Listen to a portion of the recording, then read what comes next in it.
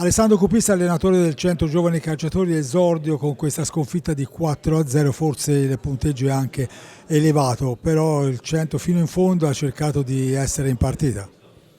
I ragazzi hanno lottato molto, ma non serviva solo lottare, serviva un po' più di organizzazione. Devo dire che Bresciani ha preparato molto meglio la partita rispetto a me e quindi devo dire solo bravi a loro.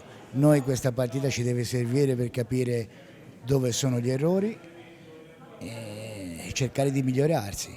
Cioè, noi siamo due squadre che facciamo un campionato un po' diverso. Loro guardano il piano alto, noi stiamo guardando il piano basso. Nonostante questo però dobbiamo dire che la strada è stata spianata un po' anche da un'ingenuità del Centro Giovani Calciatori, ecco, dove dicevi te che bisogna migliorare è qui, no? Bisogna cercare magari di essere più lucidi in certi momenti della partita, perché l'Odi non aveva bisogno di aversi la strada spianata.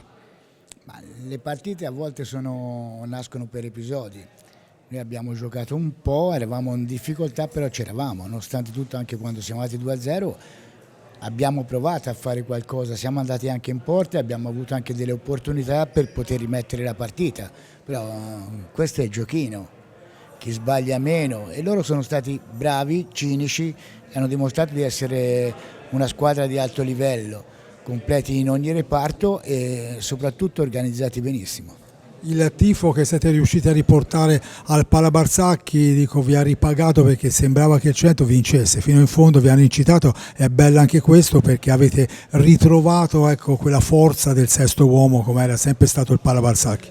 Ma guarda, è stato bellissimo, devo dire, perché non mi aspettavo un'affluenza così di pubblico, invece c'è stata, ci dispiace per il risultato, però lo sappiamo che il pubblico per noi è una cosa importante perché veramente è il sesto uomo e l'unica cosa che noi faremo è daremo sempre tutte le partite il massimo finché riusciremo a portare a casa i risultati che contano. Grazie Ale, buon lavoro.